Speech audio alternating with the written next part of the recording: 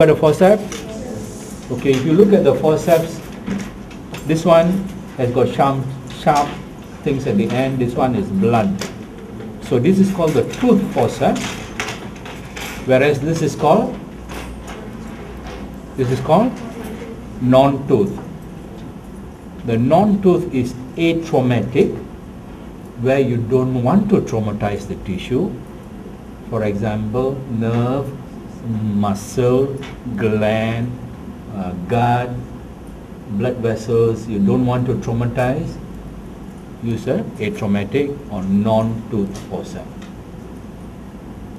Now I want you to watch my hand. Now let's go to the instrument. The instrument has got two limbs and the apex, and it has got some groove. The groove is for you to hold, to get a grip.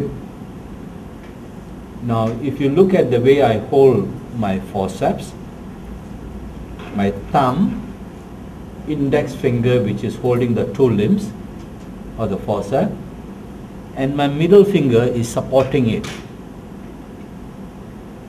The apex is resting at my web space. A place to rest.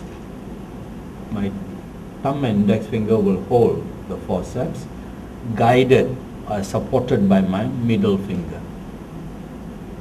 Okay, can you all see that? Now if I want to catch something, I'll bring the two limbs together. And most of the time it is my index finger which will do the job. When I press my index finger, squeeze, it closes the limb, and my thumb is just supporting it. Can you see the movement? Alright, are you all comfortable with that? Now you need to get hold on this action, because in surgery this will replace my fingers. This will replace my fingers, and I need to be comfortable with doing this. And I have different forceps for different work. If I want to work in a deep cavity, I'll use long forceps. If I want to work on the face, I need something very fine. Okay. Now this is my needle holder as against my hemostat. This is my hemostat or artery forceps. This is my needle holder. Now the difference between the two is the needle holder is stronger, more robust as compared to my hemostat. And also it has got a groove to hold the needle, to support the needle. Okay. This is how I would hold my artery forceps or hemostat. I have my thumb, my ring finger. Some of you all may want to use your middle finger, it's okay. But the thumb and ring finger. Okay, now what I see some of you all are doing that. If you see, your whole phalanx is inside. Whole phalanx is inside.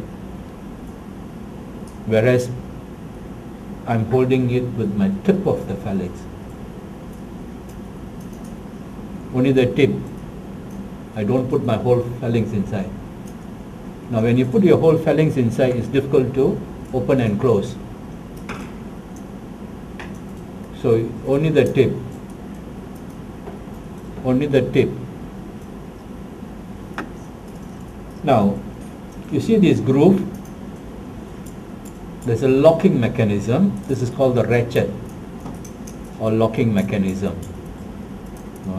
So if I squeeze, it will lock. In order to unlock it, I need to push my thumb up, my ring finger down. I would unlock it.